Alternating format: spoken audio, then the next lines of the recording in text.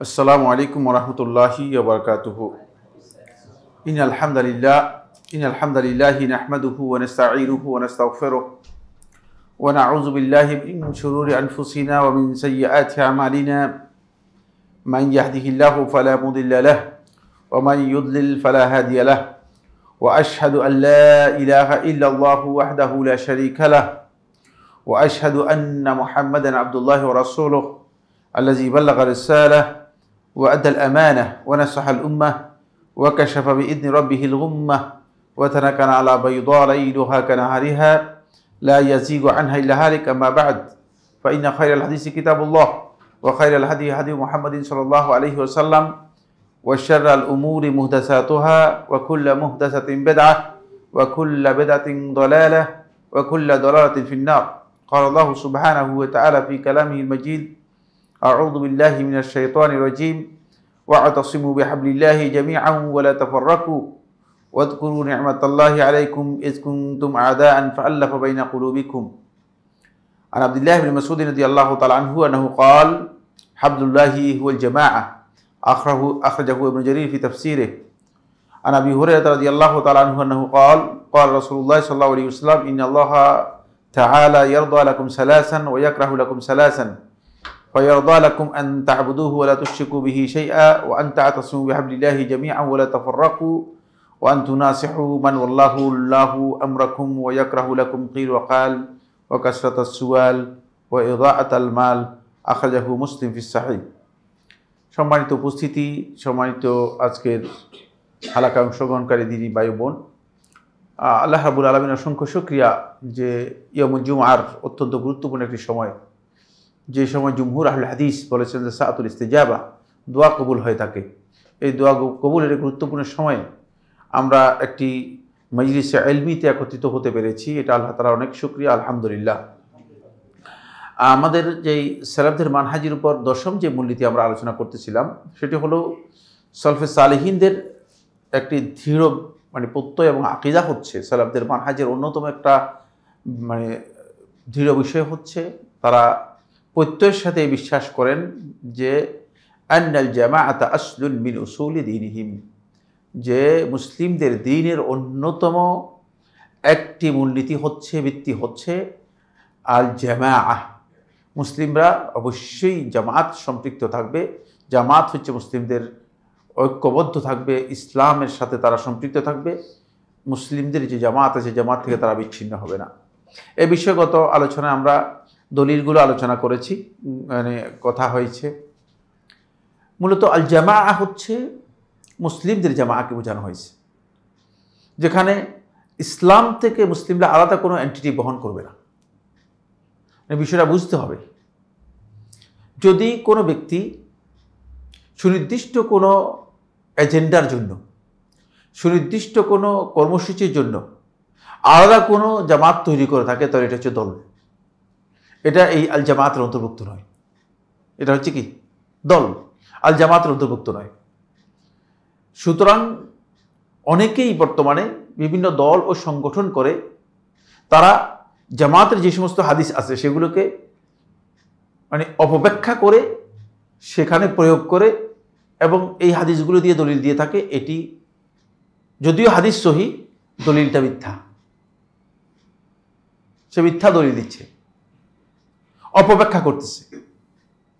এটা ওই আশারি এবং মাতুরিদীদের ব্যাখ্যার চেয়ে নিকৃষ্ট, কারণ আশারিরা একটা মাহমাল ইহতিমালের উপর ব্যাখ্যা করছে, এখানে এই ব্যাখ্যাও নেই, এই ইহতিমাল নেই যে জামাত বলতে তাদের এই জামাতকে বোঝানো হয়েছে।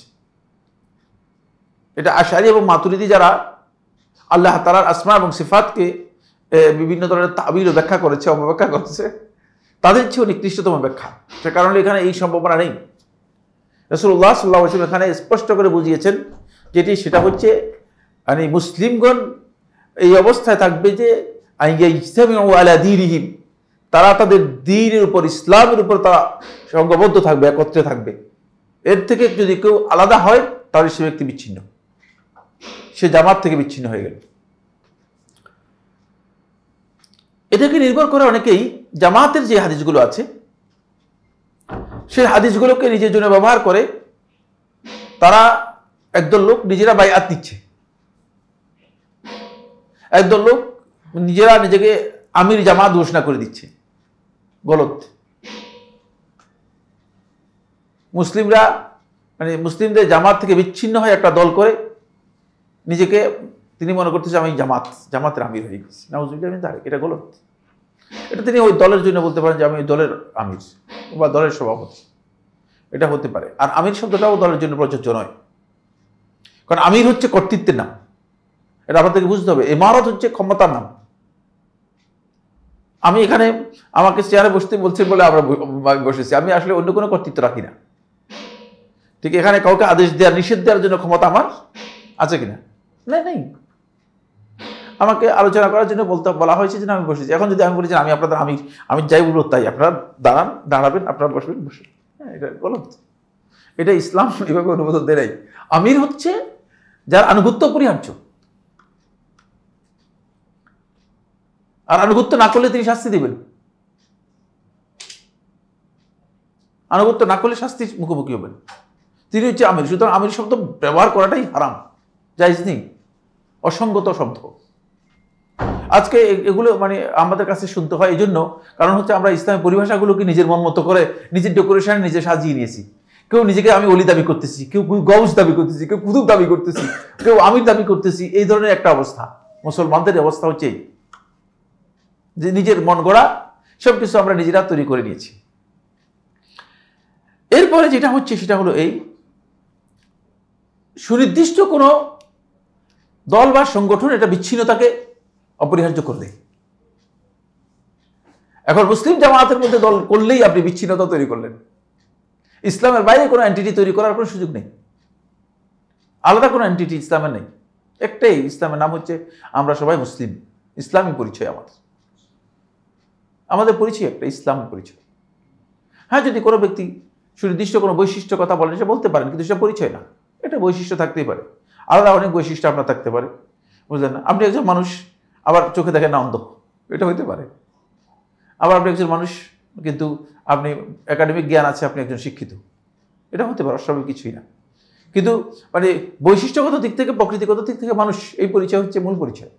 ঠিক অনুরূপভাবে একজন ব্যক্তির ইসলামী পরিচয় হচ্ছে মূল পরিচয়। এখানে আলাদা কোনো এন্টিটি অথবা আলাদা কোনো পরিচিতি সেটা নিলে তাহলে সেটি গলত হবে।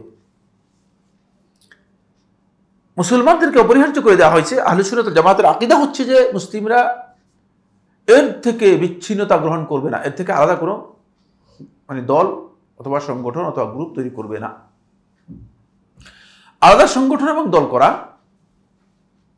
এটা মূল যে জামাতুল মুসলিমিন আছে এর মধ্যে বিচ্ছিন্নতা অথবা এর মধ্যে বিভেদ তৈরি করার নাম। এই কারণে আল্লাহ সুবহানাহু ওয়া তাআলা যখন বলেছেন ওয়া'তাসিমু বিহাবলিল্লাহি জামিআন ওয়া লা তাফাররাকু, যে তোমরা আল্লাহর রজ্জুকে শক্ত করে আঁকড়ে ধরো, ওয়া লা তাফাররাকু, একসাথে, ওয়া লা তাফাররাকু, তোমরা বিচ্ছিন্ন হয়েও না। বিচ্ছিন্ন হয়ে না অর্থ এই নয় যে মানে তোমরা সব দূরে দূরে সরে যাবে না, মানুষ তো সব বিচ্ছিন্নই। আমার সাথে আপনার কি একসাথে লেগে আসছি নাকি? আমরা লেগে নাই তো, আমরা বিচ্ছিন্ন, ঠিক না? বিচ্ছিন্ন হওয়ার অর্থ হচ্ছে এখানে দল উপদলে বিভক্ত হয়েও না, ফেরকা বন্দিতে লিপ্ত হয়েও না, নতুন নতুন আইডেন্টিটি, নতুন নতুন এন্টিটি, নতুন পরিচয়, নতুন বিষয় তোমরা যুক্ত করো না। এটা হচ্ছে বিচ্ছিন্নতা। ফলে এই আয়াতের তাফসীরের মধ্যে ইবনে জারীর তাবারী রাহিমাহুল্লাহ তাআলা তার তাফসীরের মধ্যে উল্লেখ করেন, আব্দুল্লাহ ইবনে মাসউদ রাদিয়াল্লাহু আনহু বর্ণনা করেন, তিনি বলেন হাবলুল্লাহ বলতে এখানে আল জামাআকে বোঝানো হয়েছে। সেটা হচ্ছে মুসলিমদের সামগ্রিক যে জামাত আছে এই জামাতকে বোঝানো হয়েছে হাবলুল্লাহ বলতে। এই আয়াতের তাফসীর সহ আমরা এই আয়াত সম্পর্কে বিস্তারিত অনেকগুলো কথা আমার মনে হয় গত আলোচনার মধ্যে আমরা বলেছি, দলিলগুলো আমরা আলোচনা করেছি। আজকে শুধু লাস্ট পয়েন্টে আলোচনা করব, যে পয়েন্টটি খুবই গুরুত্বপূর্ণ। সেটা হলো এই, মুসলিমদের ঐক্যের জন্য দুনিয়ার সবাই দেখবেন যে ঐক্যের কথাই বলছে, ঐক্যের দিকে আহ্বান করছে। সবারই বক্তব্য একটাই, সেটা হচ্ছে আমরা ঐক্য করতে চাই, কিন্তু আসেন আমার দলে যোগ দেন, তাহলে ঐক্য হয়ে যাবেন।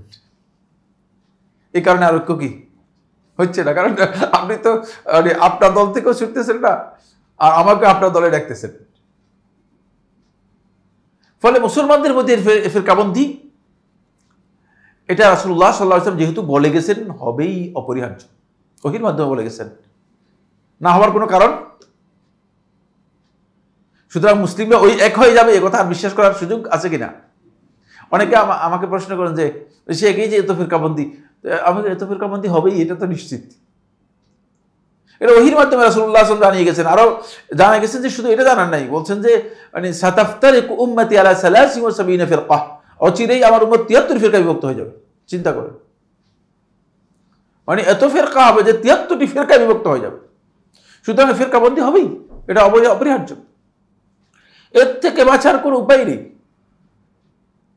কিন্তু তারাই হক এর উপর থাকবে, তারাই জামাতের উপর থাকবে যারা 4টি বৈশিষ্ট্য গ্রহণ করবে। সুতরাং এই 4টি বৈশিষ্ট্য হচ্ছে আপনার আমার সকলের ঐক্যের মূলনীতি। 4টি বৈশিষ্ট্য হচ্ছে ঐক্যের মূলনীতি। 1 নম্বর হচ্ছে আপনার আকীদা কোরআন এবং সুন্নাহ থেকে সালাফদের বুঝ অনুযায়ী সহিহ আকীদা হতে হবে, আকীদা শুদ্ধ হতে হবে। সালফে সালেহিন যে আকীদা পোষণ করতে সেটা হতে হবে, কোরআন এবং হাদিস থেকে হতে হবে। আকীদার ব্যাপারে যদি বিভ্রান্তি থেকে যায়, বিচ্ছিন্নতা থেকে যায়, সেখানে ঐক্য হয়ে কোনো লাভ হবে না, কোনো লাভ হবে না। কবর পূজারীদের সাথে ঐক্য করে আমাদের লাভটা কি হবে? কি জন্য আমরা ঐক্য করলাম? ঠিক না? যারা কবর পূজা করেন তাদের সাথে ঐক্যের কি লাভ আছে আমার? তারপরে যারা জিন্দা পূজা করে তাদের সাথে যদি আমরা ঐক্য করি কোনো লাভ আছে কিনা? না, কোনো লাভ নেই। পীর পূজারী যারা আছে, মানে এই ঐক্যের একটা ইস্যু হতে পারে, সেটা হচ্ছে এই দুনিয়াবি কোনো স্বার্থ হাসিল করার জন্য ঐক্য হতে পারে, এটা বৈধ। কিন্তু ইসলামের ঐক্যের জন্য এটা বৈধ নয়। আকীদাগত ঐক্যের জন্য, ইসলামী বৈশিষ্ট্যের ঐক্যের জন্য এটা হারাম, জায়েজ নেই। কারণ মানে আপনি কোনোভাবেই মানে কবর পূজারী, এই গাছ পূজারী, মাছ পূজারী, তারপরে পীর পূজারী, পেট পূজারী, এগুলোর সাথে আপনি ঐক্য করবেন, এটা কোনোভাবেই ইসলাম অনুমোদন দেয় না। কিন্তু দুনিয়াবি কোনো স্বার্থের জন্য এই ধরনের ঐক্য হতে পারে। পার্থিব কোনো স্বার্থ যদি হয় সেক্ষেত্রে ঐক্য হতে পারে। কারণ পার্থিব স্বার্থের জন্য, পার্থিব কোনো বিষয় তাহকিক করার জন্য কাফেরদের সহযোগিতা নেওয়া যায়, কাফেরদের সাথেও কি করা যায়? অ্যালাইন করা যায়। যেহেতু রাসূলুল্লাহ সাল্লাল্লাহু আলাইহি ওয়াসাল্লাম ইহুদিদের সাথে অ্যালাইন করেছেন, ওটা পার্থিব স্বার্থ ছিল। জাগতিক স্বার্থ যেটা সেটা ছিল মদিনার যে সমাজ, মদিনার ওই সমাজকে আল্লাহ নবী সাল্লাল্লাহু আলাইহি ওয়াসাল্লাম চেয়েছেন যে এই সমাজ সন্ত্রাস মুক্ত, হানাহানি মুক্ত, তারপরে অন্যায় মুক্ত একটা নিরাপদ ও ন্যায়ভিত্তিক সমাজ তৈরি হোক। এই জন্য রাসূলুল্লাহ সাল্লাল্লাহু আলাইহি ওয়াসাল্লাম তাদের সাথে অ্যালাইন করেছেন। এমনকি শেষ মুহূর্ত পর্যন্ত রাসূলুল্লাহ সাল্লাল্লাহু আলাইহি ওয়াসাল্লাম চেষ্টা করেছেন তার রাসূল সাল্লাল্লাহু আলাইহি ওয়াসাল্লামের এই যে মানে যে তাদের সাথে যে একটা সম্পর্ক তৈরি হয়েছে আল্লাহ নবী সাল্লাল্লাহু আলাইহি ওয়াসাল্লাম সেটাকে ঠিক রাখার জন্য, কিন্তু সেটা সম্ভব হয়নি তাদের কারণে। কারণ ইহুদি মানে এমন এক জাত, মানে বর্তমানে যারা আছে তাদের থেকে বোঝা যাচ্ছে যে আগে যারা ছিল তারা কেমন। আগেরগুলো আরো কট্টর ছিল, বর্তমান যেগুলো আসছে তো পৃথিবীটা কিছুটা কি হয়েছে, একটু আলোকিত হয়েছে, একটু মানুষের মধ্যে মন মানসিকতার মধ্যে কিছু উদারতা, সফটনেস তৈরি হয়েছে। মানে এই উদারতা তাদের তৈরি হয়েছে যে মানুষদেরকে হত্যা করতে নির্মমভাবে আজকের দিন পর্যন্ত তাদের অন্তরের মধ্যে সামান্যতম অনুভূতি, সামান্যতম দয়া তাদের অন্তরের মধ্যে আসে না। নির্বিচারে লোকদেরকে হত্যা করতেছে, শুধু হত্যা করতেছে। দুনিয়ার সমস্ত মানুষ সেটাকে প্রতিবাদ জানানোর পরেও, এর বিরুদ্ধে অবস্থান নেওয়ার পরেও মানে তাদের মন মগজের মধ্যে এর জন্য কোনো ধরনের চিন্তা নেই। এটা হলো তাদের চেতনা। সুতরাং আকীদার বিষয়টি ইম্পর্টেন্ট। এই কারণেই বারবার একটা কথা আসে আমাদের সমাজের মধ্যে, সেটা হলো এই যে কিছু সংখ্যক লোক মনে করে থাকে যে আকীদার যদি কথা বলেন তাহলে বিচ্ছিন্নতা তৈরি হবে। এটা গলত। আকীদাই মূলত এক করতে পারে, আকীদা বিচ্ছিন্নতা তৈরি করবে না, গলত। কারণ আকীদা যদি ঠিক না হয় তাহলে এক হবে না, কোনোদিন এক হবে না। তাহসাবুহুম জামিআন কুলুবুহুম শাত্তা, আল্লাহ তাআলা বলেছেন আপনি তাদেরকে দেখতেছেন তারা এক, মনে হয় যেন একসাথে আছে, একেবারে সম্মিলিত অবস্থায় আছে, তারা এক জামাত মনে হচ্ছে যেন। আসলে কুলুবুহুম শাত্তা না, তাদের অন্তরের মধ্যে বিভিন্ন ধরনের কথা, এক নেই। যদি আকীদা ভিন্ন হয়ে যায় তাহলে আপনি ঐক্যের কোনো প্রয়োজনও নেই, এই ঐক্যের তো কোনো দরকার হবে না। মুসলমানদের এই জামাত নয়। এই জন্য আকীদা প্রথম গুরুত্বপূর্ণ বিষয়।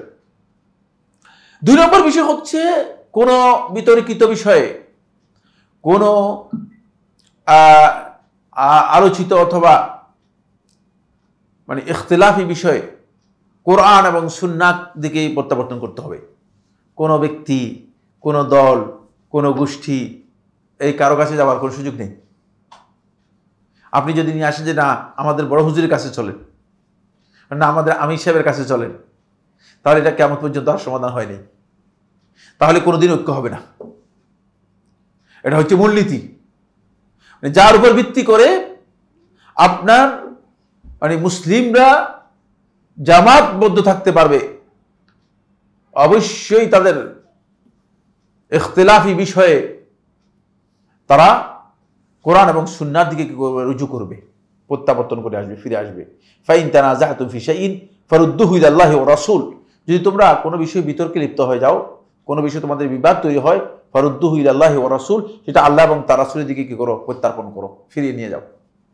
এছাড়া কোনো উপায় নেই। যদি আল্লাহ এবং তার রাসূলের দিকে নিতে না পারেন, আল্লাহ এবং তার রাসূলের কাছে প্রত্যার্পণ করতে না পারেন, তাহলে বুঝতে হবে যে গলত, আমাদের কাজ সঠিক হচ্ছে না। এটা হচ্ছে আমাদের মূল বিষয়। বরং এটাকে আল্লাহ তাআলা খুব কঠিনভাবে বলেছেন, ইন কুনতুম তু'মিনুনা বিল্লাহি ওয়াল ইয়াউমিল আখির, যদি তোমরা আল্লাহর প্রতি ঈমান আনো, আখিরাতের প্রতি ঈমান আনো, তাহলে পারবা। এটা সহজ কাজ না, কঠিন কাজ। এখান থেকে বোঝা যায় যে এই কাজটি সহজ নয়, কঠিন। আল্লাহ এবং তার রাসূলের কাছে ফিরে আসবেন, কারণ হলো মানুষের অন্তরের মধ্যে কারো কারো নফস হচ্ছে বড় মাবুদ, কারো কারো ব্যক্তি হচ্ছে বড় মাবুদ, কারো কাছে কারো সংগঠন হচ্ছে বড় মাবুদ। বুঝতে পেরেছেন? কারণ সে মানুষদেরকে দেখে সংগঠনের দৃষ্টিতে। আপনি যদি আমার সংগঠনের লোক হন, আলহামদুলিল্লাহ ভালো, আর আপনি যদি আমার সংগঠনের লোক হন, আচ্ছা তাহলে এগুলো আমাদের লোক না, নাউযুবিল্লাহ মিন যালিক। এটা ইসলামী চেতনার সাথে সাংঘর্ষিক, যে যেটাই বলুক না কেন, এত সাংঘর্ষিক যে এই কারণেই মূলত মুসলিম উম্মার মধ্যে মানে শুধুমাত্র মুসলিমরা চেষ্টা করতেছে, কিন্তু মুসলিমরা মানে বিভক্তি ছেড়ে বেড়ে আসার কোনো সুযোগ হচ্ছে না। কারণ শয়তান এইভাবে মুসলমানদের মধ্যে এই কাজ করতেছে যে শুধুমাত্র কিভাবে বিভক্তি বাড়ানো যায়। কারণ শয়তান এই জায়গায় আসতে পারলে শয়তান সবচেয়ে বেশি লাভ। কিভাবে আপনার মাঝে আর আমার মাঝে যদি বিভেদ তৈরি করে দিতে পারে, একটা মানে বিবাদ সংঘর্ষ তৈরি করে দিতে পারে, তাহলে শয়তান আস্তে করে সরে যাবে। আরে এই দুজন দেখি কি তামাশা দেখা তখন আমাদের। আর তাই হচ্ছে, সেটাই হচ্ছে বাস্তব অবস্থা। শয়তান আমাদের মধ্যে লাগিয়ে দিয়ে শয়তান তামাশা দেখছে যে কিভাবে আমরা পরস্পরের সাথে বিরোধ করছি এবং একজন আরেকজনের সাথে আমরা বিরোধে লিপ্ত হচ্ছি।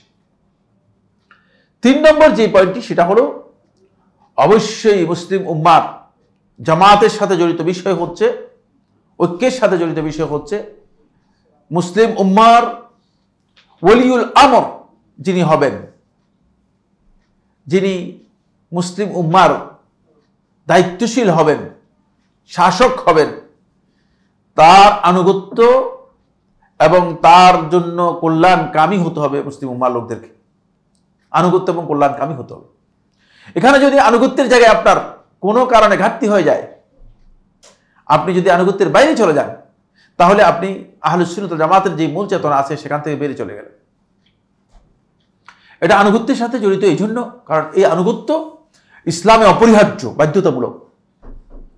যদি মা দামু ইয়াকুমুনাস সালাতা অথবা মা আকামুস সালাতা, তারা যতদিন পর্যন্ত সালাত কায়েম করবে, যতদিন পর্যন্ত সালাত এর মানে কায়েম করবে, সালাত আদায় করবে, সালাতের মধ্যে থাকবে, ততদিন পর্যন্ত তাদের সাথে এটি অপরিহার্য। আর এটা এই জন্য দেওয়া হয়েছে যাতে করে মুসলমানদের মধ্যে অতিরিক্ত বিবাদ তৈরি না হয়, বাড়াবাড়ি তৈরি না হয়। কারণ মুসলমানদের মধ্যে বাড়াবাড়ি বিবাদ তৈরি হলে তাহলে মুসলমানরা পরস্পরেই লিপ্ত হয়ে যাবে, একে অপরের কল্যাণকামী হবে না, বরং একে অপরের দুশমন হয়ে যাবে। আর যেখানেই মূলত মুসলিম শাসক যিনি বৈধ পদ্ধতিতে শাসন ক্ষমতায় এসেছেন, তার মধ্যে ত্রুটি বিচ্যুতি থাকবেই। মানুষ মানেই ত্রুটি বিচ্যুতি থাকবে। আপনি ফেরেশতার শাসন আর মানুষের শাসনকে যদি একভাবে বিবেচনা করেন, তাহলে গলত করেছেন। রাসূলুল্লাহ সাল্লাল্লাহু আলাইহি ওয়াসাল্লামের সময় খেলাফত শাসন, আবু বকর রাদিয়াল্লাহু আনহু শাসন আর উমাইয়া যুগের শাসন কি সমান ছিল? উমাইয়া যুগের শাসন আর আব্বাসী যুগের শাসন কি সমান ছিল? আব্বাসী যুগের শাসন আর ওসমানী যুগে যে সমস্ত সুলতানাত ছিল তাদের শাসন কি সমান ছিল? প্রশ্নই আসে। সুতরাং এখান থেকে বোঝা যাচ্ছে যে শাসন এক ধরনের হবে না, ত্রুটি বিচ্ছুতি থাকবেই। কিন্তু মুসলিমদের মাসলাহাত যদি না থাকে, মুসলিমরা শাসকের বিরুদ্ধে অবস্থান নেবে, বিদ্রোহ করবে না, বরং শাসককে সহযোগিতা করবে, তার জন্য কল্যাণ কামনা করবে। কল্যাণ কামনা পদ্ধতি হচ্ছে বিভিন্ন ধরনের। তাকে পরামর্শ দেয়া, তাকে নসিহত করা, তার কোনো ভুল হলে ভুল সংশোধন করে দেয়া, তাকে উপদেশ দেয়া, এগুলো হচ্ছে কল্যাণ কামনা পদ্ধতি। আমরা নসিহতের আলোচনার মধ্যে একবার বলেছিলাম, সম্ভবত এখানে না কোথাও, আমার খেয়াল নেই, কারো জন্য অন্তরের মধ্যে বিদ্বেষ পোষণ করে তার জন্য নসিহত করা যায় না। খেয়াল রাখবেন, তাহলে সেই নসিহত গ্রহণযোগ্য হয় না। আপনি অন্তরের মধ্যে বিদ্বেষ পোষণ করবেন, তাহলে নসিহত করতে পারবেন না। আপনি তার জন্য নসিহত করবেন, তার অন্তরের মধ্যে আপনার খালেস ভালোবাসা থাকবে যে এই লোকটা হেদায়েত লাভ করুক, এই লোকটাকে আল্লাহ তাআলা পরিবর্তন করুক। তখন আপনার নসিহতটা নসিহত হবে, নসিহতের যে গ্রেড আছে সেই গ্রেডে আপনি উত্তীর্ণ হতে পারবেন। কিন্তু যদি আপনি মনে করেন যে না, এই ব্যক্তিকে আমি নসিহত করলাম, হেদায়েত থেকে পথভ্রষ্ট, এক্সট্রিম এই চিন্তাধারা কোনোভাবেই এটা নসিহত হয় না, এটা কোনোভাবেই নসিহত হয় না। এই জন্য আল্লাহ রাসূল সাল্লাল্লাহু আলাইহি ওয়াসাল্লাম খুব ভালো করে খেয়াল করুন, উবাদা ইবনে সামিত রাদিয়াল্লাহু আনহু করেন, সহিহ মুসলিমের রাওয়ায়াতের মধ্যে এসেছে রাসূলুল্লাহ সাল্লাল্লাহু আলাইহি ওয়াসাল্লাম যখনই বায়াত দিতেন সাহাবায়ে কেরামদের ইসলামের উপর, ইসলামের যে বায়াত দিতেন, বায়াতের সাথে আল্লাহ রাসূল সাল্লাল্লাহু আলাইহি ওয়াসাল্লাম একটি জিনিস যুক্ত করে দিতেন, ওয়ান নুসহা লিকুল্লি মুসলিম, আর প্রত্যেক মুসলিমের জন্য আমি নসিহত করব, কল্যাণকামী হব। এই চুক্তি রাসূলুল্লাহ সাল্লাল্লাহু আলাইহি ওয়াসাল্লাম সাহাবায়ে কেরামদের কাছ থেকে নিতেন। কারণ হলো মুসলমানদের কল্যাণকামিতা যদি মুসলমানদের অন্তর্বোধে না থাকে, তাহলে মুসলমানরা নিজেই একে অপরের দুশ্মন হয়ে যাবে, একে অপরের শত্রু হয়ে যাবে। এই জন্য সালাফদের মানহাজ হচ্ছে এখানে খুবই স্পষ্ট মানহাজ। অপ্রয়োজনীয় যেখানে রক্ত প্রবাহিত হবে, একেবারেই প্রয়োজন নাই যেখানে রক্ত প্রবাহিত হবে সেখানে রক্ত প্রবাহিত করা হারাম। একজন ব্যক্তিকে হত্যা করা, ফাকান্নামা কাতালান নাসা জামিআ, সে মনে হলো যেন, আল্লাহ তাআলা বলতেছেন কোরআনের মধ্যে, মনে হচ্ছে যেন সে সমস্ত মানব সভ্যতাকে, সমস্ত মানব সমাজকে হত্যা করলো। কত বড় অপরাধ! আর লক্ষ লক্ষ মানুষ, হাজার হাজার মানুষ হত্যা করে ফেলতেছেন দিব্যি কোন ধরনের ক্রাইম চিন্তা করেন। একজনকে হত্যা করা যদি গোটা মানব সমাজকে হত্যা করার সমান অপরাধ, তাহলে যারা এই হত্যাযজ্ঞ চালাচ্ছে বিভিন্ন জায়গায়, তারা যে কত বড় ক্রিমিনাল চিন্তা করেন। আর যারা অস্ত্র তৈরি করতেছে, কি জন্য অস্ত্র তৈরি করতেছে? এদের কি সন্ত্রাসী বলতে হবে? কারণ অস্ত্রগুলো তৈরি করতেছে কেন? এই মরণাস্ত্রগুলো এইভাবে মানুষ হত্যা করার জন্য এগুলো তৈরি করা হচ্ছে কেন? কোথায় এগুলো প্রয়োগ করবে? ওর টার্গেট কি? ঠিক না, এগুলো টার্গেট কি? এই অস্ত্রের টার্গেট হচ্ছে মানুষ হত্যা করার জন্য।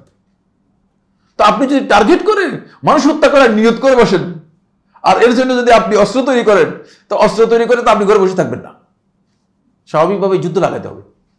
তো ক্রিমিনালদের কাজই হচ্ছে কিভাবে যুদ্ধ তৈরি করে মানুষ হত্যা করা। এটা ইসলামের সাথে মোটেও যায় না, ইসলামী চিন্তাধারার সাথে মোটেও যায় না। এই কারণে ইসলাম একেবারে এই রাস্তাকে ক্লোজ করে রেখেছে, একেবারে রক্ত প্রবাহিত হবে, কোনো কাজকে বৈধতা দেওয়া হয়। ইসলামে হালাল নেই, হারাম। মুসলিমরা এটা বুঝতে হবে। দুর্ভাগ্যের বিষয় হচ্ছে এই মুসলমানদের মধ্যে এখন বিভিন্ন চেতনা কাজ করছে, বিভিন্ন চিন্তাধারা কাজ করছে। একটু উস্কানিমূলক বক্তব্য দিতে পারলেই হাত টাত উঠাইয়া তখন বাবা রে বাবা, তাকবীর মাকবীর দিয়ে এমনকি মসজিদের মধ্যে পর্যন্ত মিছিল শুরু করে দিয়ে, রক্ত গরম হয়ে যায়। সেদিন এক শেখ আমাদের রিয়াদ থেকে আসছিলেন, তখন তিনি বললেন যে, আমরা কথা বলতেছিলাম, বললেন তোমাদের এই জাতি তো দেখলাম যে মিছিলের জাতি। হ্যাঁ ঠিকই বলেছো, এটা মিছিলের জাতি। জাতি সৃষ্টিগতভাবে মনে হয় আল্লাহ রাব্বুল আলামিন এমন কোনো ভিটামিন শরীরের মধ্যে দিয়ে দিয়েছে যেটা মিছিল ছাড়া এরা কোনো বসে থাকতে পারবে না। মিছিল ছাড়া ঘরে বসার কোনো সুযোগ নেই এদের শরীরের মধ্যে, এমন কোনো দাম দেওয়া আছে। বললে বের হলাম, এদিকেও দেখি যে মিছিল, ওইদিকেও মিছিল, কোনো দিকে যাওয়ার মতো যাই। 2 দিন 3 দিনের জন্য মেহমান আসছে, তিনি 3 দিনে এসে দেখে যে মিছিল আর মিছিল। তখন তিনি কি চিন্তা করবেন? বলছে কি রে, এরা কোন জাতি যে মিছিল ছাড়া আর কিছু বুঝে না। কারণ আমাদের ছোট যত ক্ষুদ্র বিষয় হোক, আমি একবার আল খামজিতে দাওয়াতি কাজের জন্য গেলাম, তখন ওই যে নামাজের নিয়ত নিয়ে একজন প্রশ্ন করলো আমাকে, বলছে নামাজের এই যে নিয়তগুলো আমাদেরকে শিক্ষা দেওয়া হয় থাকে, এগুলো মানে বইয়ের মধ্যে আমরা বিভিন্ন বই থেকে আমরা শিখি, তো এগুলো কেন শেখানো হয়? মাদ্রাসাগুলোতে এগুলো শেখানো হয় কেন? আর শেখানো, এগুলো ভুল শেখানো হয়, এটা তো কোরআন এবং হাদিসের কোথাও নেই। শেখানো হয় ভুল শেখানো, তাহলে আপনারা মিছিল করেন না কেন? আমরা এই ঠিক বলছেন। আমার খেয়াল আছে কত সালে বলছে, 1998 সালে বলছে, তো আপনারা মিছিল করেন না কেন এদের বিরুদ্ধে? মিছিলে জাম দিয়ে আসে ভিতরে, বুঝতে না, মিছিলে যেটা ভিডিও করে কিছু শরীরের মধ্যে আসে, অপ্রয়োজনীয় একটা চিন্তা। অনেকে আমাদের এই কথাগুলো শুনলে মনে করেন যেটা সেটা হচ্ছে এই যে বলে এই শেখরা হচ্ছে বলতে না এদের এটা কাপুরুষ। আমার অনেকে অনেক কথা বলেছে, কাপুরুষ টাপুরুষ আরো কত কত পুরুষ বলছে, আল্লাহ মাফ করো, পুরুষের শেষ নাই। কিন্তু মানে তারা যারা বেশি পুরুষ, বুঝলেন না, কাপুরুষ নয়, বেশি পুরুষ, এরা আজকের দিন পর্যন্ত কিছু করতে পারেনি, শুধুমাত্র কিছু মানুষ হত্যা করতে পেরেছে। এবং মানুষ হত্যা করে এই মানুষদের হত্যার জন্য এতটুকু বলতে পারেন যে আমার এতগুলো মানুষকে হত্যা করা হয়েছে, এটা বলতে পারেনি। কাপুরুষদের তারা যদি আমাকে কাপুরুষ বলে, তাহলে তারা কোন ধরনের কাপুরুষ চিন্তা করেন? অন্যায় মানে অন্যায় তো হয়েছেই, মানুষকে হত্যা করেছে, হত্যার দায় তাকে বহন করতে হবে। কারণ আমি যখন আপনাদেরকে উত্তেজিত করে এখান থেকে বোঝে না বলবো যে না আজকে হালাকা হবে না, আজকে এখানে মিছিল হবে, চলেন, তাহলে এর দায় কে বহন করবে? আপনারা বলেন, কে বহন করবে? অবশ্যই আমি বহন করতে হবে, আমি আল্লাহর কাছে বহন করতে হবে, কিয়ামতের দিন জবাবদিহি করতে হবে। আমি এর জন্য খেয়াল রাখতে হবে, এটা সহজ বিষয় নয়। আমি এইভাবে উত্তেজিত করলাম লোকদেরকে, উত্তেজিত করে আমি সবাইকে নিয়ে আসলাম শাপলা চত্বরে। কি করলেন আপনি শাপলা চত্বরে এনে? ফের বলে রাত্রে ইল্লাল্লাহ জিকির করেন। জাহিল কোথাকার, মূর্খতার একটা সাইজ আছে। ইল্লাল্লাহ জিকিরের জন্য একটু শাপলা চত্বরে যেতে হয় নাকি? ইল্লাল্লাহ জিকির আপনি ঘরে বসিয়ে করতে পারেন, তারপরে মসজিদে করতে পারেন। আর ইল্লাল্লাহ এই বেদাতে জিকির আদৌ করার দরকার আছে কিনা সেটা তো জানতে হবে। বেখবর জাতি, ইসলাম সম্পর্কে কোনো জ্ঞান নেই, ইসলাম সম্পর্কে কোনো পড়ালেখা নেই, নিজে মানে আবেগ দিয়ে শুধুমাত্র চলছে, আবেগ দিয়ে আমরা বুঝলেন সামনের দিকে অ্যাডভান্স করতেছি। এই কারণে আমাদের বিশাল ক্ষতি হয়ে যাচ্ছে। এখানে খেয়াল রাখতে হবে, ইসলাম এই কারণে এই পথটাকে, এই মানে দিকটাকে পুরোটাই ক্লোজ করে দিয়েছে। দ্বিতীয় নম্বর, এই জায়গায় একটা বড় ধরনের সংশয় তৈরি হয়েছে, এটা আপনাদের ক্লিয়ার জানতে হবে। সেটা হচ্ছে জিহাদ ফি সাবিলিল্লাহ। একদল লোক বলছে যে জিহাদ জিহাদ জিহাদ চাই, জিহাদ করতে করে বাঁচতে চাই। রাসূল সাল্লাল্লাহু আলাইহি ওয়াসাল্লামের এই বক্তব্য থেকে পাওয়া যায় না, সাহাবায়ে কেরামদের বক্তব্য থেকে পাওয়া যায়। জিহাদ ফি সাবিলিল্লাহ যেটি, এটা হচ্ছে ইসলামী রাষ্ট্রের প্রতিরক্ষা ব্যবস্থা। ইসলামী রাষ্ট্র যখন থাকবে, খুব ভালো করে বুঝেন, ইসলামী রাষ্ট্র যখন থাকবে, বাংলাদেশের একটা প্রতিরক্ষা ব্যবস্থা আছে না? একটা রাষ্ট্র যখন থাকবে তখন রাষ্ট্রের প্রতিরক্ষা ব্যবস্থা হচ্ছে জিহাদের মাধ্যমে।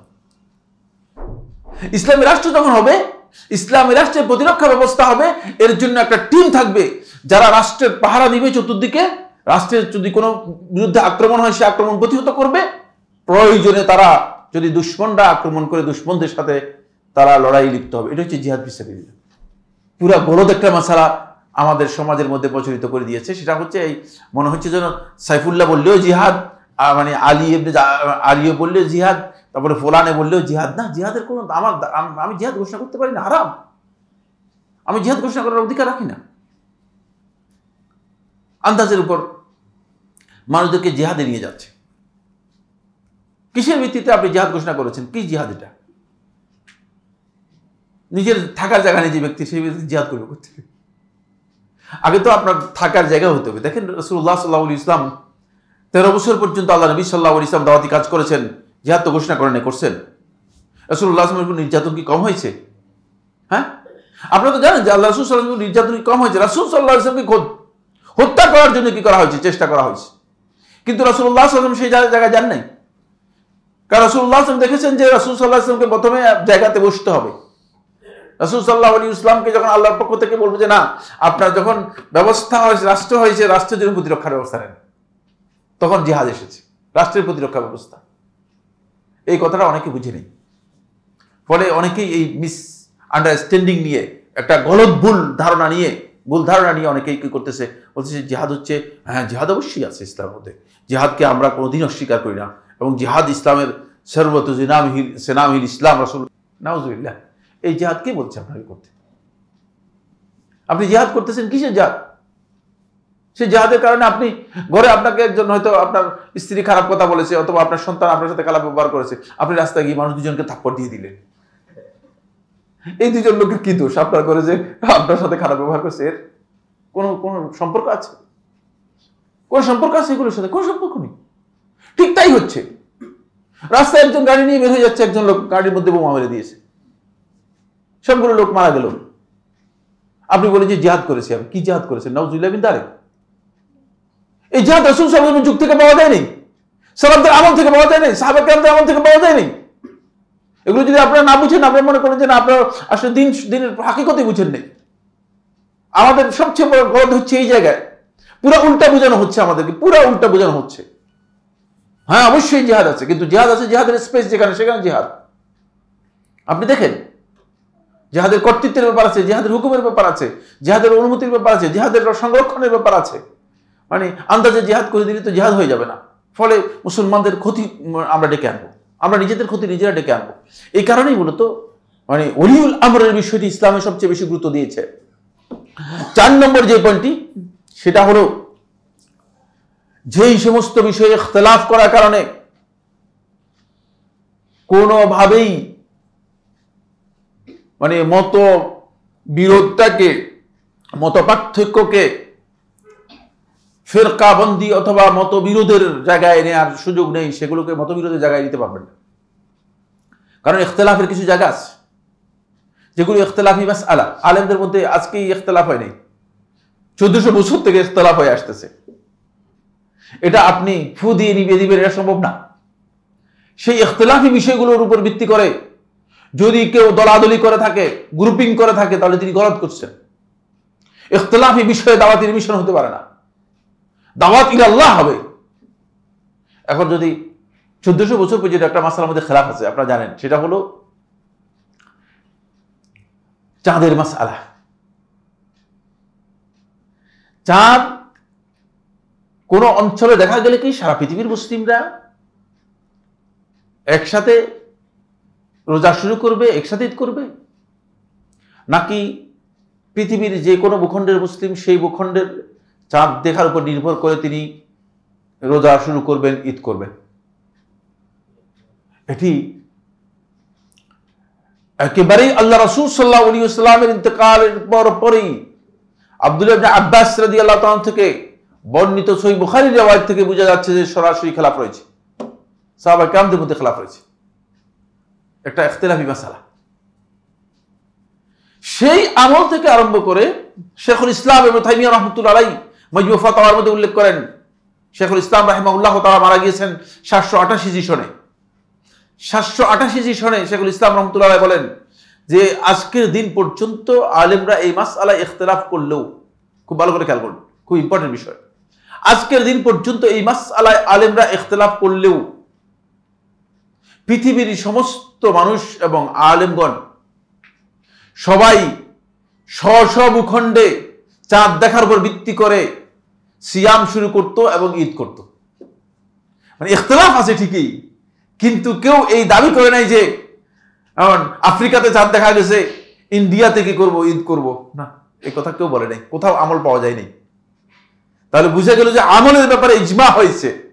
খুব ভালো করে বুঝেন, আমলের ব্যাপারে উম্মার ইজমা হয়েছে, যদিও মাসআলার মধ্যে ইখতিলাফ রয়েছে, যদিও মাসআলার মধ্যে কি রয়েছে, ইখতিলাফ রয়েছে। শেখুল ইসলাম বলেছেন কত সালে বললাম, 788 সনে।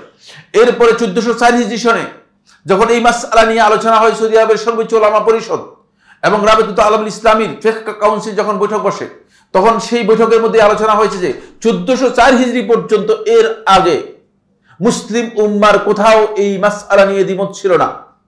1404 হিজরি পর্যন্ত মুসলিম উম্মার সমস্ত আলেমগণ, যদিও এই মাসআলার মধ্যে ইখতিলাফ পাওয়া গিয়েছে, এই মাসআলার মধ্যে ইখতিলাফ রয়েছে, 1404 হিজরি পর্যন্ত আমল ছিল তাদের একটাই, সেটা হলো পৃথিবীর সকল ভূখণ্ডেই যেখানে চাঁদ দেখা যেত সেখানে তারা চাঁদ দেখে রোজা শুরু করত, চাঁদ দেখে তারা ঈদ করত, কোনো ইখতিলাফ ছিল না। 1404 হিজরির পরে শয়তান এই কৌশল আবিষ্কার করে মুসলমানদের মধ্যে ইখতিলাফি মাসআলা নিয়ে একটা দ্বিধা বিভক্তি তৈরি করে।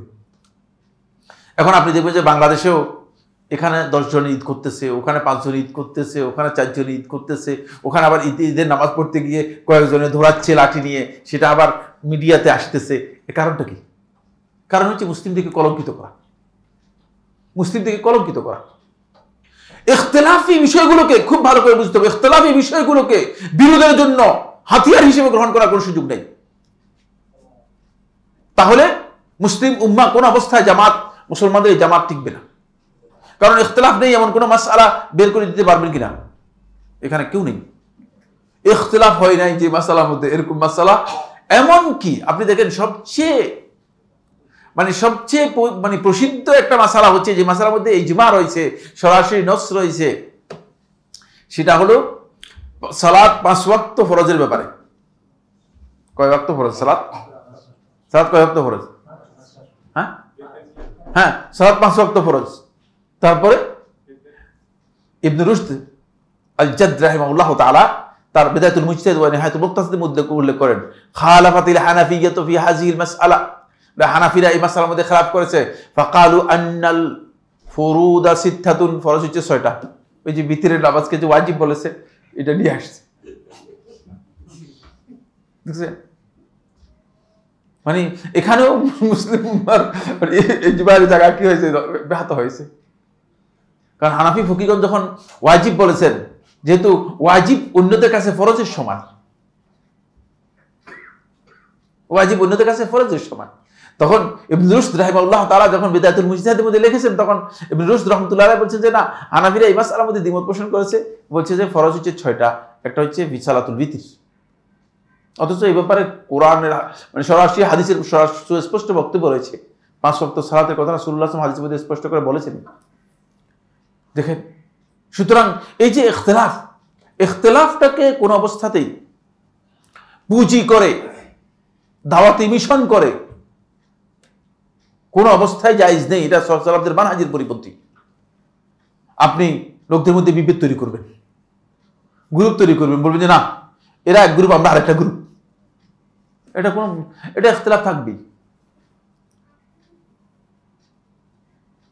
যখন চরম পর্যায়ের হানাফি এবং শাফিঈদের ইখতিলাফ থাকে, এটা হচ্ছে 5ম 6ষ্ঠ হিজরি সনে চরম পর্যায়ের ইখতিলাফ। হানাফিরা শাফিঈদেরকে তাদের পেছনে সালাত হবে কি হবে না এই মাসআলা নিয়ে আলোচনা শুরু হয়েছে। শাফিঈদের হানাফিরা বিয়ে করলে বিয়ে হবে কি হবে না এই মাসআলা নিয়ে আলোচনা হয়েছে। বুঝতে পেরেছেন? চরম পর্যায়ে যখন ইখতিলাফ দেখা দিয়েছে, তখন একটা দ্বন্দ্ব তৈরি হয়েছে, ভয়ঙ্কর ধরনের ইখতিলাফি মাসআলা নিয়ে একটা ভয়ঙ্কর ধরনের দ্বন্দ্ব তৈরি হয়েছে।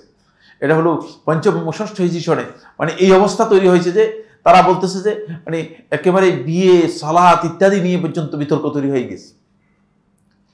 এমন ইখতিলাফি মাসআলা নিয়ে এমন একটা পর্যায়ে চলে গিয়েছিল যে ইখতিলাফের উপর নির্ভর করে একদল লোক, তারা ইখতিলাফি মাসআলার উপর নির্ভর করে ওদেরকে মুসলিমই মনে করত। এই ধরনের অবস্থা চলে গেছে।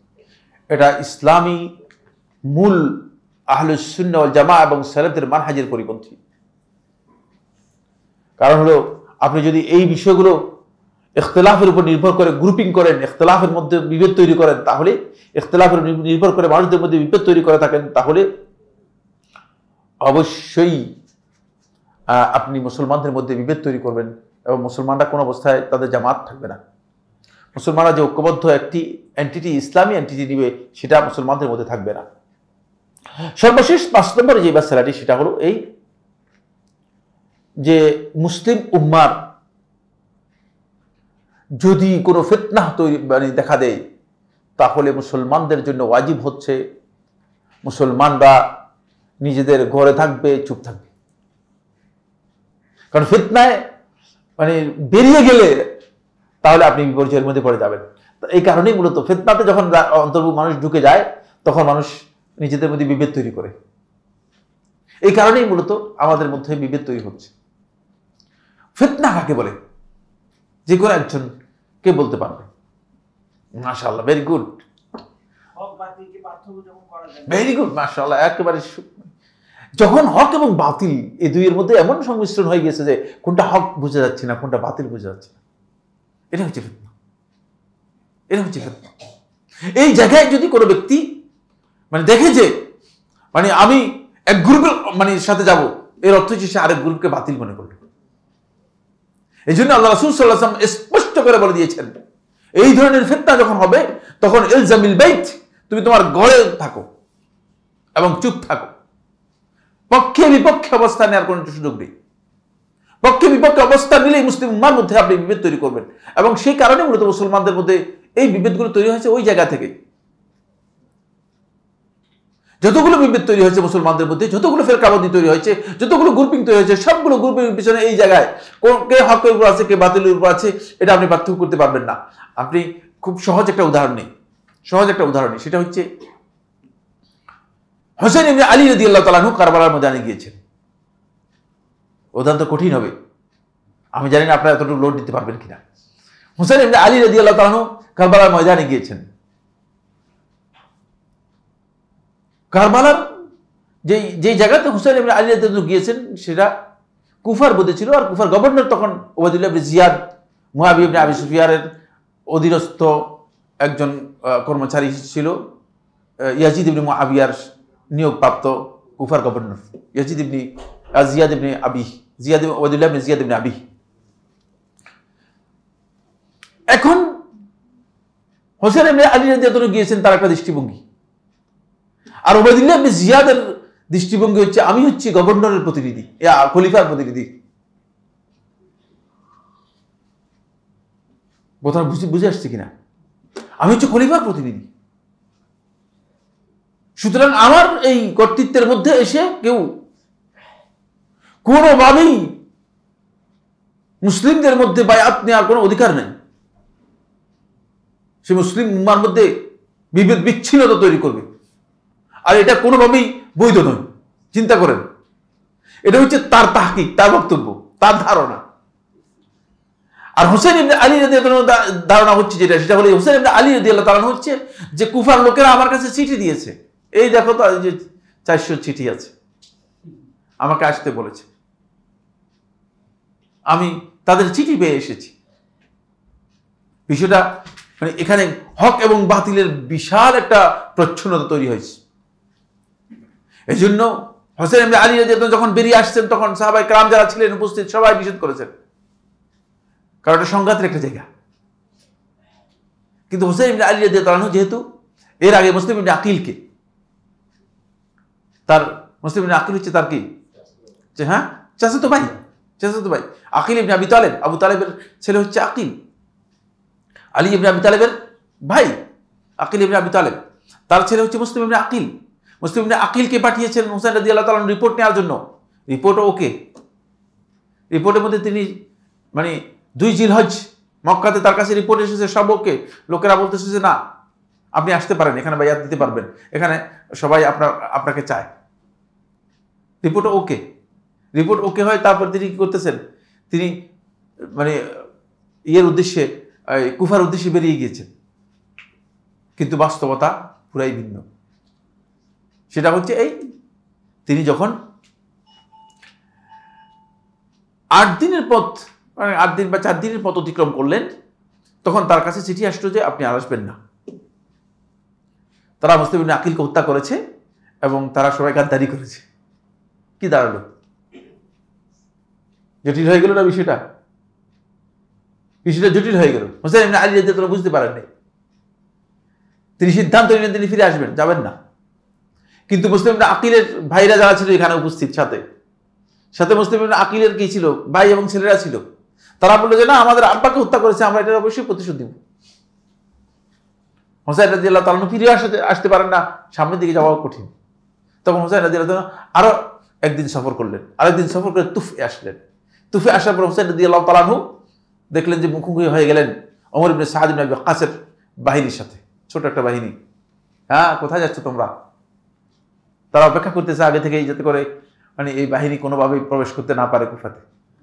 মুখোমুখি হয়ে গেলেন। দেখছেন, হক এবং বাতিল এখানে অস্পষ্ট হয়ে গিয়েছে। এই পক্ষে যারা গিয়েছে তারাও বুঝতে পারে না, এই পক্ষে যারা গিয়েছে তারাও বুঝতে পারে নাই। কারণ এই পক্ষের লোকেরা বুঝাচ্ছে যে আমরা আমরা আমরা খেলাফতের সাথে আছি, সুতরাং আমাদের রাইট বেশি। আর এই পক্ষে যারা আছে তারা বলতেছে না, আমাদের কাছে চিঠি আছে, আমাদের সাথে চিঠি আছে, আমরা তো মানে হক আছে, আমাদেরকে আসতে বলছে, আমাদেরকে দাওয়াত দিয়েছে, আমাদেরকে আসতে বলেছে, সুতরাং আমাদের কাছে চিঠি আছে, চিঠি নিয়ে আসছে। কিন্তু শয়তান এই জায়গায় স্কোপ পেয়েছে। মুনাফিক যারা ছিল, মুনাফিকরা এই সুযোগ কাজে লাগিয়ে দিয়েছে। শেষ পর্যন্ত মুসলিম উম্মার ওই যে বললাম না, রত প্রবাহিত করার জন্য কিছু উস্কানি দিলেই যথেষ্ট। ওই উস্কানি দাতা যারা আছে, উস্কানি দাতারা বলছে যে কি বলে, কোন অবস্থাতেই আপনি হচ্ছেন আমির, আপনার কথা হয়তো মেনে নিবে, নইলে তার যুদ্ধ করে আমরা তাকে শাস্তি করে দিব। সে কিভাবে মানে এত বড় অপরাধ করতে পারে, উস্কানি দিয়ে দিয়েছে। ফলে মুসলমানদের মধ্যে ইসলামের ইতিহাসে সবচেয়ে জঘন্যতম যে হত্যাকাণ্ড, সে হত্যাকাণ্ড সংঘটিত হয়েছে এই ধরনের ফিতনার কারণে। এজন্য খুব ভালো করে খেয়াল করতে হবে, যখন ফিতনা আপনার কাছে দেখা দিবে, আপনি দেখবেন যে ফিতনা বুঝে যাচ্ছে না, হক এবং বাতিল প্রচ্ছন্ন অস্পষ্ট, তখন চুপ হয়ে যেতে হবে, তখন ফতোয়া চুপ দিতে হবে। তখন আলেমদের উচিত নয় আন্দাজের উপর ফতোয়া দেয়া, মাসলাহাত বুঝতে হবে। অধিকাংশ লোকই জ্ঞান রাখে না, ফতোয়া দেওয়ার ব্যাপারে তাড়াহুড়ো করে পক্ষে বিপক্ষে চলে যায়। ফলে দেখা যায় যে তিনি আন্দাজের উপর মানুষদেরকে ফতোয়া দিচ্ছেন, এটা গলত।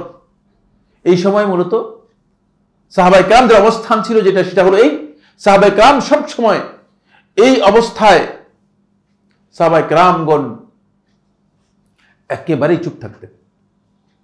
আব্দুল্লাহ ইবনে উমর রাদিয়াল্লাহু তাআলা থেকে বর্ণিত হয়েছে, আব্দুল্লাহ ইবনে উমর রাদিয়াল্লাহু তাআলা বলেছেন যে এখানে তাকিয়ে দেখা অথবা এর জন্য যাওয়া, এটাও মূলত ফিতনা। কারণ এটা আমরা করতে পারি না, আল্লাহ রাসূল সাল্লাল্লাহু আলাইহি ওয়াসাল্লাম আমাদেরকে এভাবে বলেননি। মূলত সাহাবায়ে কেরামদের এই অবস্থান ছিল।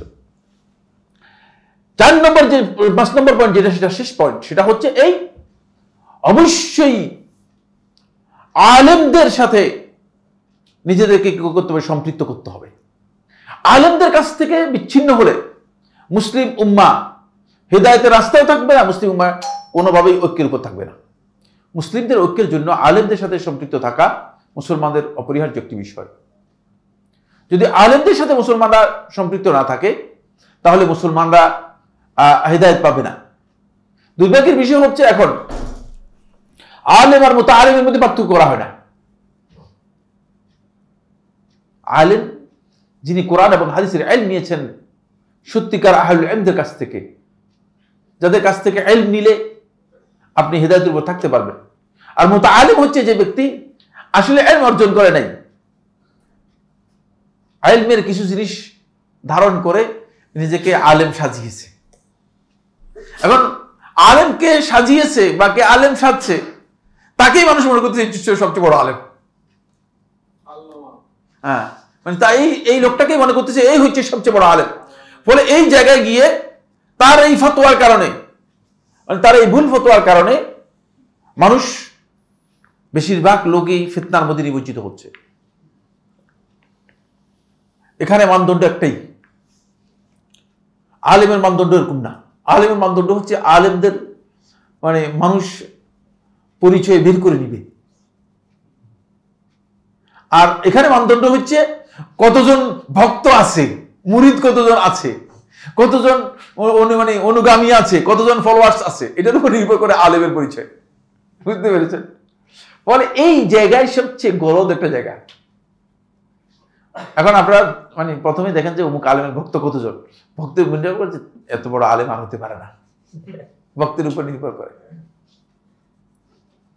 এটা গলদ, এটা একেবারেই গলদ কাজ। এই পৃথিবীতে অমুসলিমদের সংখ্যা অনেক বেশি।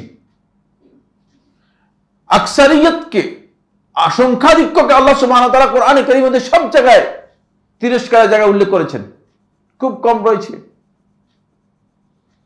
ওয়ালাকিন্না আকসারহুম লা ইয়ালামুন ওয়ালাকিন্না আকসারহুম লা ইয়াকিলুন, তাদের অধিকাংশ লোক জানে না, অধিকাংশ লোক বুঝে না, অধিকাংশ লোক মানে হিদায়াত লাভ করে নাই। এটাই আল্লাহ তাআলা কোরআনের মধ্যে বলেছেন। অধিকাংশ মূলত হিদায়াতের পথেই নেই। আল্লাহ তাআলা যখন আপনার বান্দার পরিচয় করে দিয়েছেন, আল্লাহ তাআলার শুকরগুজার কৃতজ্ঞ বান্দার পরিচয় করে দিয়েছেন, তখন আল্লাহ রাব্বুল আলামিন বলেছেন ওয়া কালিলুম মিন ইবাদিয়াশ শাকুর, আর আমার বান্দাদের মধ্য থেকে শুকরগুজার বান্দা, কৃতজ্ঞ বান্দার সংখ্যা হচ্ছে খুব কম।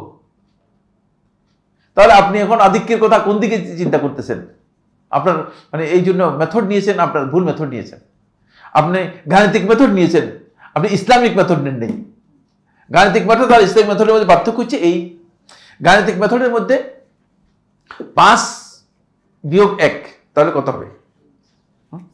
4। আর ইসলামিক মেথডের মধ্যে 5 বিয়োগ 1 হলে কত হবে?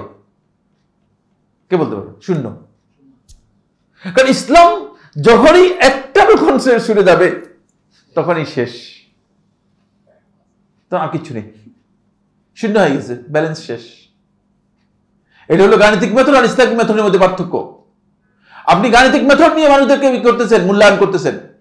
আলেমদের সাথে সম্পৃক্ত হতে হবে যারা সত্যিকার হেদায়েতের উপর প্রতিষ্ঠিত। এই জন্য রাসূলুল্লাহ সাল্লাল্লাহু আলাইহি ওয়াসাল্লাম সেই জায়গায় দেখেছেন আলাইকুম বিসুন্নতি ওয়া সুন্নাতিল খুলাফায়ে রাশিদিনিল মাহদিয়িন তামাসসাকু বিহা ওয়া আদু আলাইহা বিন-নওয়াজিজ।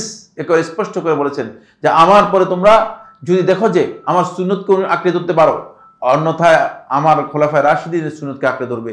কারণ হচ্ছে মানে এই হেদায়েতের উপর তারাই প্রতিষ্ঠিত। দেখিয়ে গেছেন, লোকদেরকে দেখিয়ে গেছেন। দেখেন মানে রাস্তার ব্যাপারে আল্লাহ তাআলা পুরো কোরআনের মধ্যে বলে দিয়েছেন। রাস্তাটা আল্লাহ রাব্বুল আলামিন মানে আপনি কোরআনের সূরা ফাতিহাটা এটা আমাদের মানহাজকে স্পষ্ট করেছে। সূরা ফাতিহাতে আল্লাহ রাব্বুল আলামিন বলে ইহদিনাস সিরাতাল মুস্তাকিম, এতটুকুই যথেষ্ট, ঠিক না? সিরাতাল মুস্তাকিম দেখান আল্লাহ আমাদেরকে, আল্লাহর কাছে আমরা দোয়া করতেছি। কিন্তু আল্লাহ রাব্বুল আলামিন এরপরে আমাদের কাছে বলতেছে যে তোমরাও ভালো করে জেনে নাও, আর দোয়ার মধ্যেও সেটা উল্লেখ করো, সিরাতাল লাযিনা আনআমতা আলাইহিম। দেখছেন, এটা কোনো দরকার ছিল না? দরকার ছিল না, কোনো দরকার। এটা আমাকে আপনাকে বোঝানোর জন্য যে রাস্তা কিন্তু ক্লিয়ার, রাস্তা হচ্ছে যাদের উপর আমার নিয়ামত দিয়েছি তাদের রাস্তা। এই জন্য তুমি চাইবে সেই রাস্তাটাই, সেটাই হচ্ছে সিরাতুল মুস্তাকিম, সিরাতাল লাযিনা আনআমতা আলাইহিম। এরপর আবার বলছেন গায়রিল মাগদুবি আলাইহিম ওয়ালাদ-দাল্লিন। আরো 2 দল তোমরা দেখতে পাবা যাদের উপর আমার গজব, আমার ক্রোধ যাদের উপর কি হয়েছে, যাদের উপর পতিত হয়েছে। আরেক দল পাবে যারা পথভ্রষ্ট হয়েছে, এদের রাস্তাও কোন অবস্থায় তোমাদের জন্য প্রযোজ্য হবে না। দেখেন রাস্তা মানে কোরআনে কারীমে আল্লাহ রাব্বুল আলামিন একটা ফরজ দোয়া আমাদেরকে শিক্ষা দিয়েছেন, যেখানে আমাদেরকে রাস্তার মূল তথ্য ডিটেইলস দেয়া আছে, পথভ্রষ্ট সাইড করে দেন, মাগদুব আলাইহিম সাইড করে দেন। পথভ্রষ্টের প্রমাণ হচ্ছে যার কাছে দলিল নেই, আন্দাজের উপর চলে। মাগদুব আলাইহিম কোরআন হাদিসের দলিল আছে, মন গড়া চলে, নিজে কোরআন হাদিসকে বিকৃত করে নিজের মন গড়া তৈরি করা পদ্ধতিতে চলে, মাগদুব আলাইহিম। দেখছেন শেখুল ইসলাম ইবনে তাইমিয়া রাহমাতুল্লাহ আলাইহি এই বিষয়ে বিস্তারিত আলোচনা করেছেন যে আল্লাহ তাআলা এই কথাগুলো কেন বলেছেন আমাদেরকে, যাতে করে আমরা রাস্তা কি করতে পারি, বুঝতে পারি রাস্তাটা কোনটি, কোন রাস্তায় আমি যাব, সেই রাস্তাটা আমার কাছে স্পষ্ট হতে পারে। এই 5টি মূল পয়েন্ট যদি থাকে তাহলে মুসলিম উম্মাহ, এই পয়েন্টগুলো যদি মুসলিম উম্মার কাছে ক্লিয়ার থাকে, লা বুদ্দা লাহুম মিন ইজতিমা, অবশ্যই মুসলিম উম্মাহ ঐক্যবদ্ধ হতেই হবে। ঐক্যের জন্য আর ডাক দিতে হবে না, ঐক্য হয়ে যাবে। ঐক্যের জন্য ডাক দিতে হবে না। এখন যত ডাকাডাকি করতেছেন, ঐক্যের আহ্বান করতেছেন, আপনি বলতেছেন আসেন আমরা ঐক্য করি, তখন আর ঐক্য করার প্রয়োজন হবে না, ঐক্য করার ডাক দিতে হবে না, ঐক্য এমনিই হবে বাধ্যতামূলক। কিন্তু এই 5টা পয়েন্ট আপনার ঐক্যের জন্য অপরিহার্য। এই জন্য সলফে সালেহিন এই মানহাজের উপর মানুষদেরকে ডেকেছেন। ফলে সালাফদের মধ্যে মানে ঐক্যের কোথাও ঘাটতি ছিল না। জামাত থেকে বিচ্ছিন্ন একমাত্র তারাই ছিল যারা পথভ্রষ্ট বিদআতি। দেখেন মানে আপনার ইতিহাস দেখেন, আপনি পুরো মানে ইসলামের ইতিহাস দেখেন, তারা দেখবেন যে মানে পথভ্রষ্ট যারা বেদাতের মানে অনুসরণ করেছে তারাই কেবল পথভ্রষ্ট ছিল, তারাই হেদায়েত থেকে বাইরে ছিল। কিন্তু মুসলিম জামাতের মধ্যে কোনোভাবে বিচ্ছিন্নতা তৈরি হয় নাই। কিন্তু এখন মুসলমানদের মধ্যেই, মুসলমানদের মানে জাতীয় মুসলমানদের মূল সত্তার মধ্যে কি হচ্ছে, আঘাত হচ্ছে। মুসলমানদের সত্তাকে কি করা হচ্ছে, বিভক্ত করে দেওয়া হচ্ছে। এর কারণ হচ্ছে একটাই, সেটা হলো এই মানে এই মৌলিক যে বৈশিষ্ট্য রয়েছে সেগুলো মুসলমানদের মধ্যে বিদ্যমান নেই, মুসলমানদের মধ্যে বিদ্যমান নেই।